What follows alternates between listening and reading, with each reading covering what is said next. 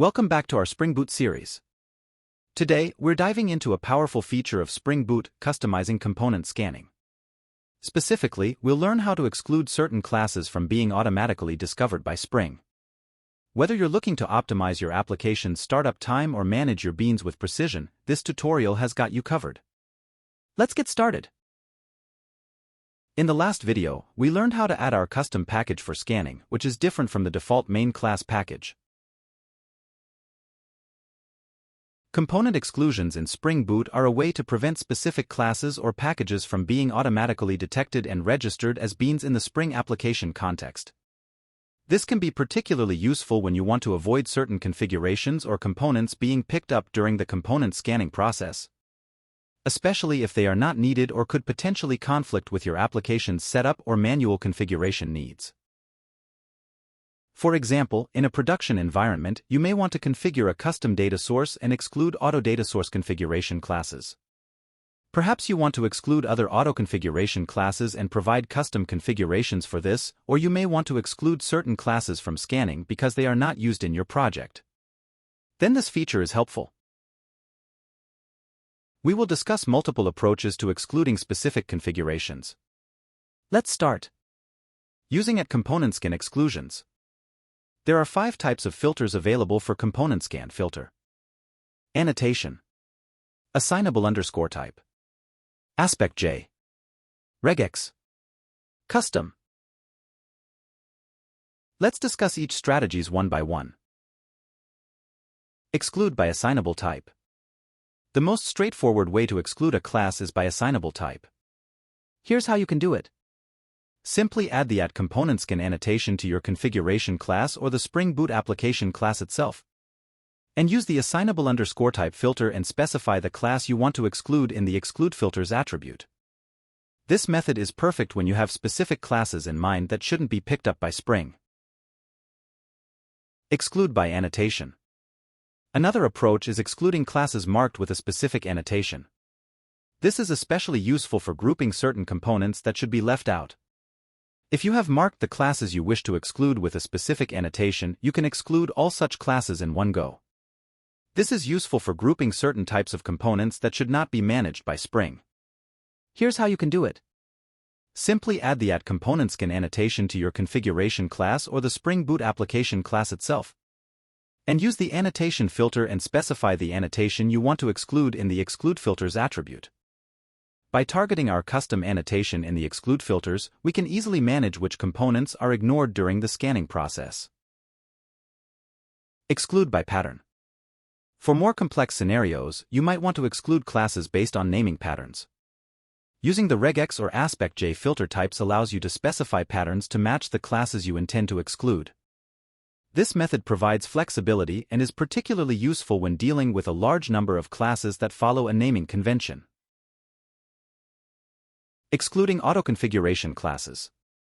Spring Boot auto-configuration attempts to automatically configure your Spring application based on the jar dependencies that you have added. If specific auto-configuration classes are not desirable, you can exclude them using the @enable auto-configuration or @Spring Boot application annotation. Using spring.autoconfigure.exclude property. You can also exclude specific auto-configuration classes by specifying them in the application.properties or application.yml file. Conditional annotations.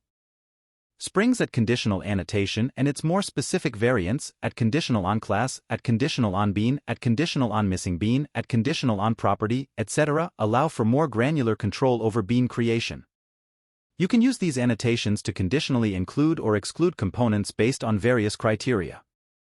We can explore more about conditional annotations in a separate video when discussing bean configuration by Java classes.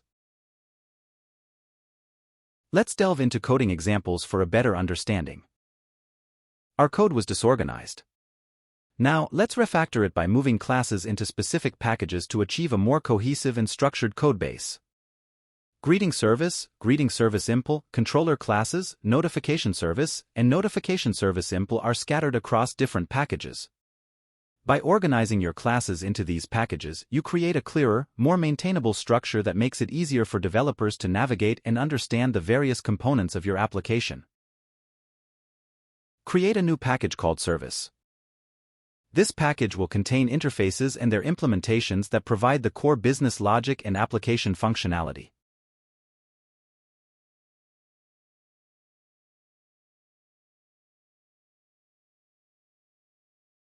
Select the greeting service and greeting service impl classes and move them into the service package from the component scanning demo package.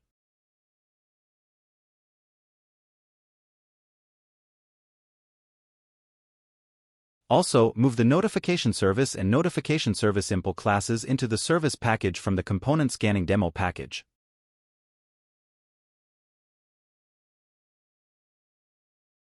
Now, create a subpackage inside the service package named impl. This subpackage will specifically house the implementation classes, such as greeting service impl and notification service impl, separating them from their interface definitions for a more organized structure. Move the controller classes into the controller package from the constructor injection demo package. This will organize the controllers separately, aligning with the MVC architecture and making the project structure clearer and more manageable. Delete the component scanning demo and constructor injection demo packages as they currently do not contain any classes. This cleanup will help maintain a tidy project structure, removing empty or unused packages. In the last video, we added the scanBase package attribute and at component scan annotation in the main class. Since they are currently not required in this package, remove these attribute and annotation from the main class. This adjustment will ensure that the application does not perform unnecessary scanning of packages, streamlining its initialization process. Now it looks good.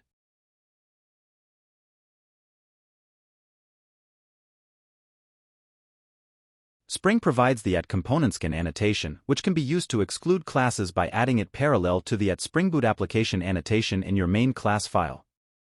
Add excludeFilters attribute. Click on excludeFilter. Here, you can see that it takes an array of filter as its value. Now, click on the filter class. Here, you can see the filter class has several attributes: type, value, class, and pattern.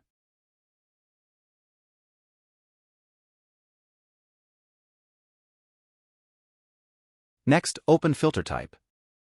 Here, you can see that FilterType is an enum and contains multiple values: annotation, assignable_type, aspect_j, regex, and custom. We will try each of these except for aspect_j. We will discuss aspect_j when we learn about AOP. Until then, we will not touch it. Now, let's start with assignable_type.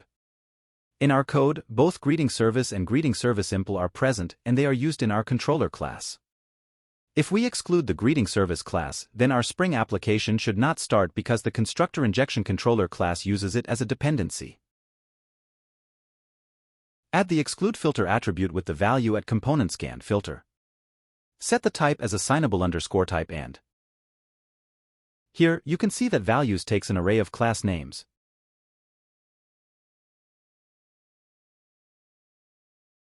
Set the value by using an open curly brace, followed by greetingService.class, and then close it with a curly brace. When Spring identifies that greeting service impl class is marked for bean creation but also recognizes it as excluded from bean creation, Spring will not create a bean for it. Next, restart the Spring Boot application.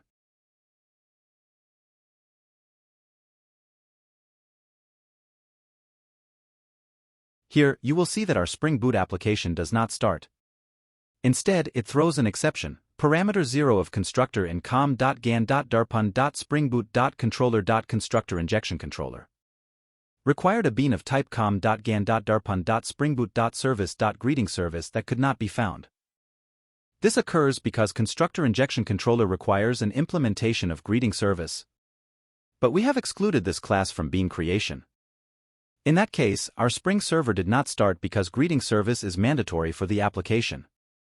Therefore, excluding a mandatory bean is not considered best practice. Let's try a different method to test this.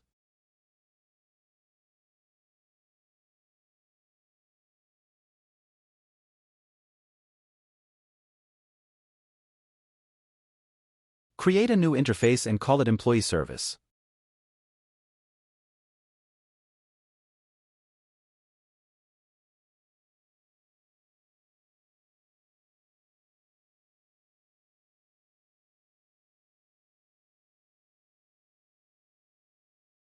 Define a method inside the interface.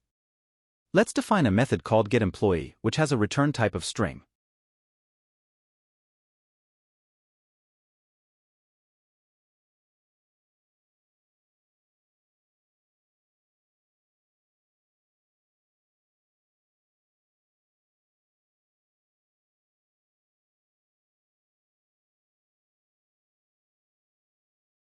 Next, create a new class called EmployeeServiceImpl that provides an implementation of the employee service interface.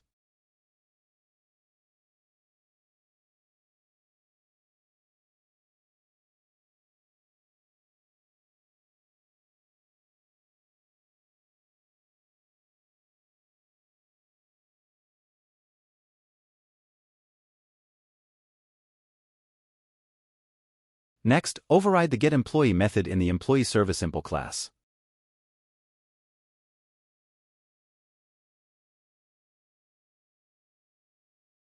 Next, create a controller class to test whether the bean is created or not and name it excludeFilterController.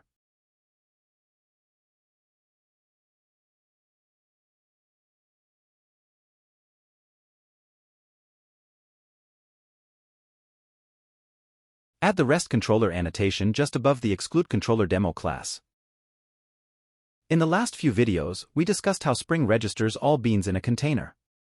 We can use this container to check whether our bean is present. When we start the Spring Boot application, you might have noticed in the logs that Spring prints web application context is initialized. This class implements application context. We can use it autowired to inject this class and then check if the web application context container contains our bean. This approach provides a direct way to verify the presence of beans within the Spring context. Next, define a private variable of type applicationContext named applicationContext.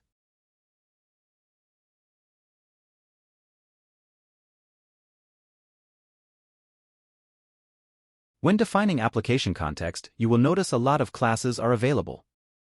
Make sure to use org.springframework.context.applicationContext.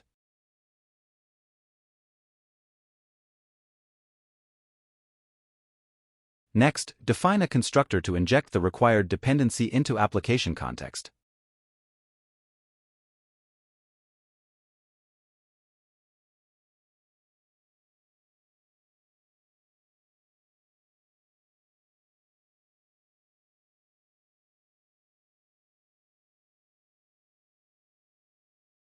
Next, define a @getMapping REST API with the endpoint/exclude/filter.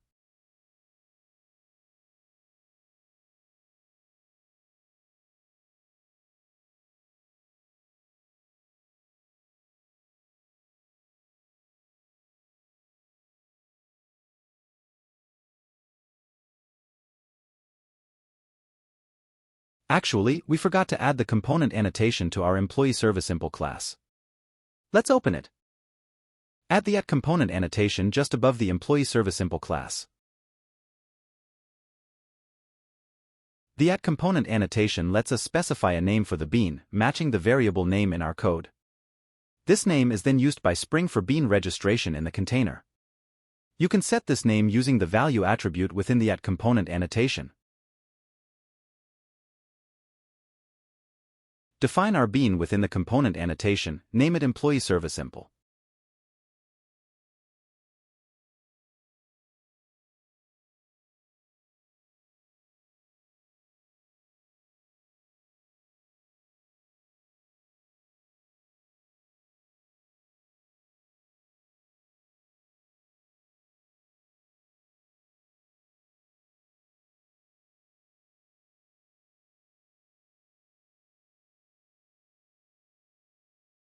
EmployeeServiceImpl is the bean name for this class. Spring essentially performs an operation similar to EmployeeServiceImpl equals new EmployeeServiceImpl.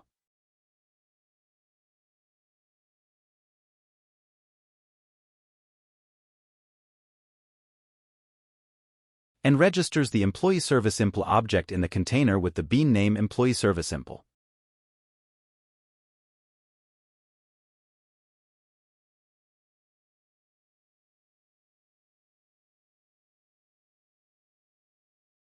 Now, open our excludeFilterController class.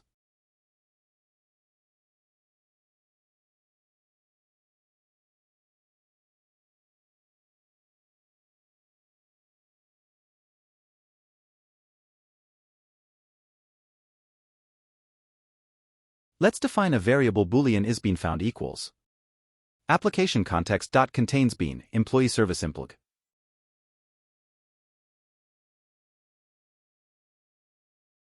This will check if the bean named employee service impl is present in the container or not.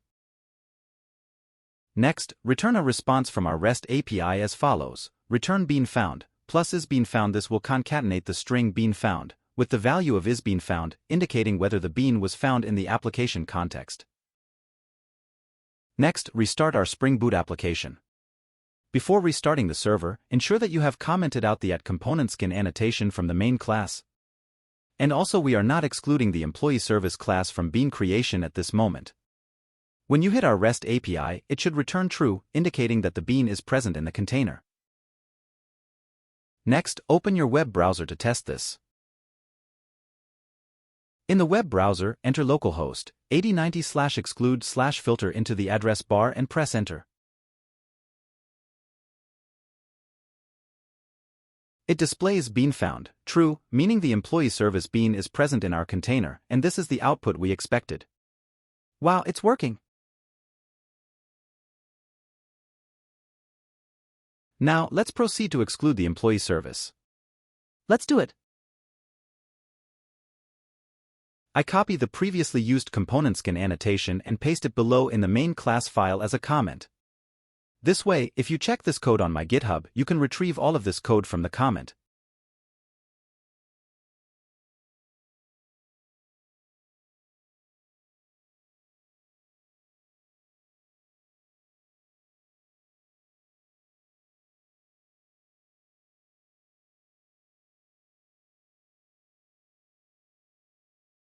Add the @ComponentSkin annotation to your main class file.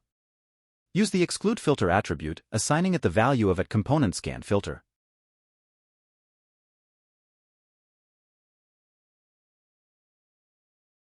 Specify the filter type as assignable _type.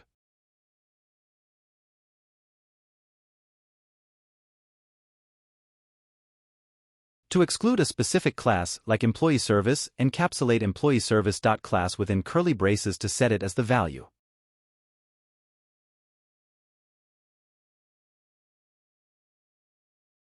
This setup instructs Spring not to create a bean for employee service. When scanning classes, Spring will recognize this directive and bypass employee service, effectively excluding it from bean registration in the application context. Let's restart our Spring Boot application to test this.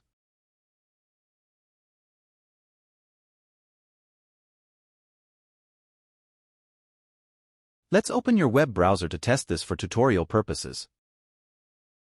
Reload the page. As we can see, this time it returns false, indicating that the employee service bean is not created. This is as expected. Next, let's discuss excluding beans by annotation.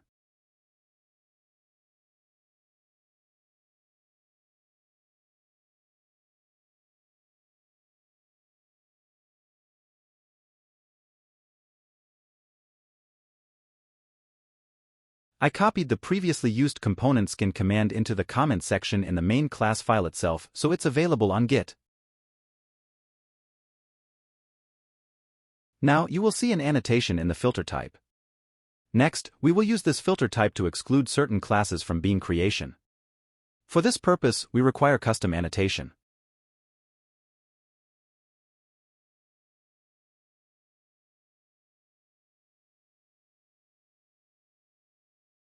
Let's create a new package and name it Annotation.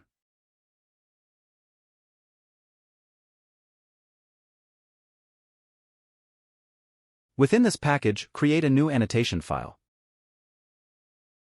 Name the file excludeFilter annotation. Currently, the class option might be selected by default. Instead, look for the option to select annotation, which is usually the last option in the list. And press Enter. To ensure our custom annotation works correctly within our Java application, we need to specify its applicable targets and its retention policy. This involves using two predefined annotations in Java @target and @retention. The @target annotation indicates the contexts in which our custom annotation can be applied.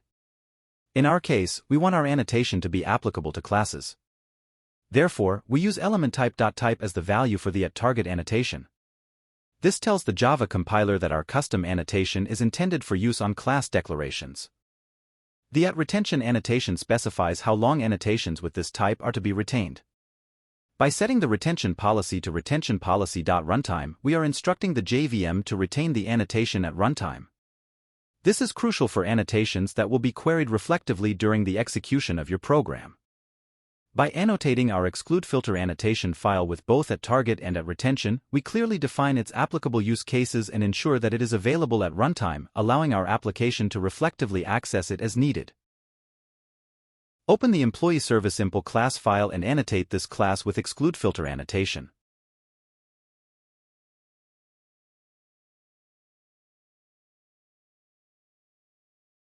Now, open the main class file and in the component skin annotation, change the filter type previously set to assignable_type to annotation. Replace employeeService.class with excludeFilter annotation.class in the filters value.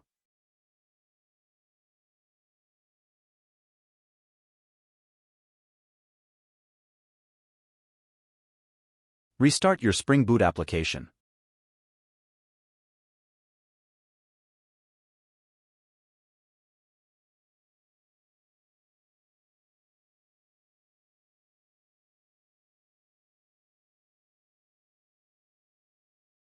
Open your browser to test this.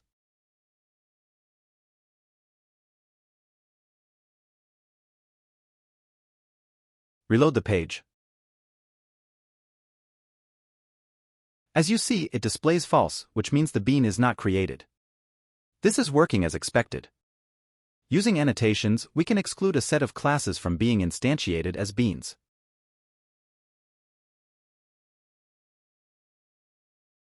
Now, let's discuss exclude by pattern. We aim to exclude all class files whose names start with emp. To achieve this, change the filter type to regex. Remove the value attribute. Additionally, make sure to comment out the @excludeFilter annotation on employee service impl. And next introduce the pattern attribute in excludeFilter value. Set its value to ***emp $dot $$ to match any class name that starts with emp. Set its value to .****.emp $.*$ to match any class name that starts with emp. .** matches any sequence of characters at the beginning of the string. \\. Matches a literal period. Note, double backslash is often used in programming languages to escape the backslash itself. Emp matches the literal string empg. ****. Matches any sequence of characters that does not include a period after empg. Ensures that the match is at the end of the string, meaning there are no characters after the pattern described above. Next, restart our Spring Boot application. Open your browser and reload our excludeFilter REST API to observe the changes. This action will allow us to test if the pattern-based exclusion has been successfully implemented. As observed, it returns false in the response, indicating that it's working as expected.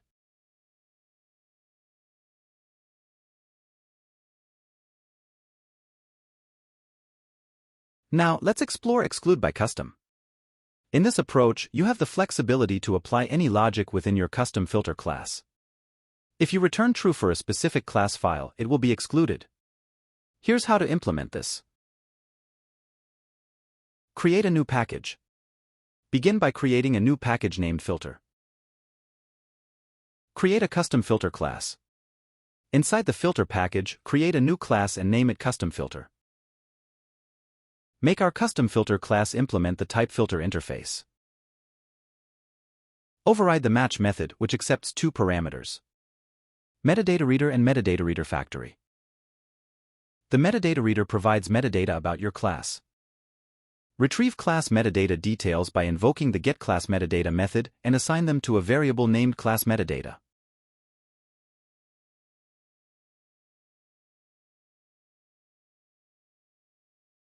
Next, obtain the class name from the metadata by calling the getClassName method on the class metadata object and assign it to a variable named className.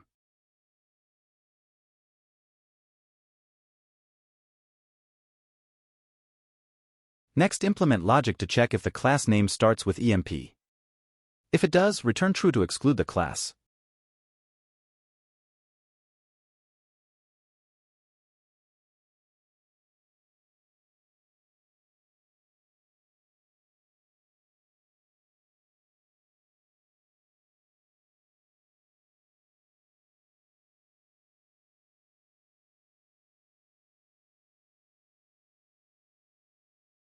Next, open the main class file.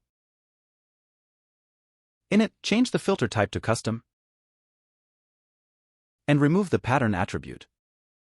Then, add the class's attribute and specify customFilter.class as its value. Restart the application server.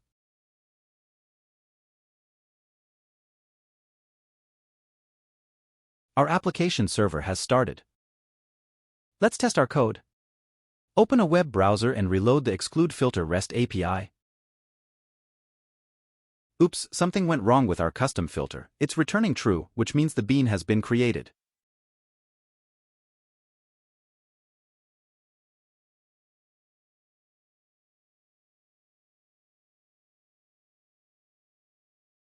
From our custom filter, we logged the class name, and as you can see in the logs, class name contains the fully qualified name, meaning it includes the package name as well. Due to this, our condition was evaluated as false. Let's correct this. Open the custom filter class and modify the condition so that if the fully qualified name contains emp, then the bean for this class should not be created. After making the changes, restart the Spring Boot application server.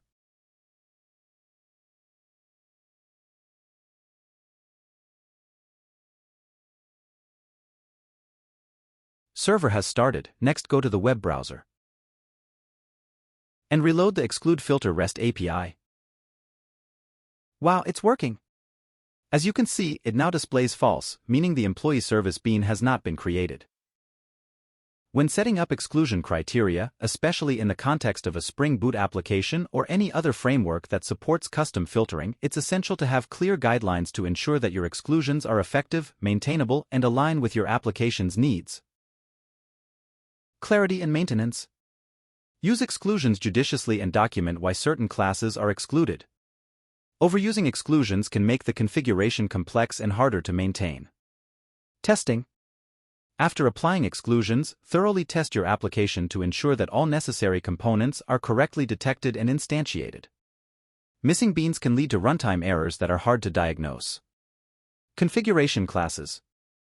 Consider organizing your Spring configuration into multiple classes when dealing with a large application.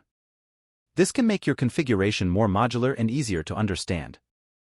Use annotations wisely. If you're using annotations for exclusion, ensure they are applied consistently and correctly. Incorrect application of annotations can lead to confusing behavior or performance issues. Keep security in mind. If exclusions are related to security considerations, such as excluding certain paths or functionalities from unauthorized access, ensure that your exclusion logic is robust and tested against security breaches. Thank you for watching. Be sure to subscribe to our channel and hit the notification bell to stay updated on the latest tutorials.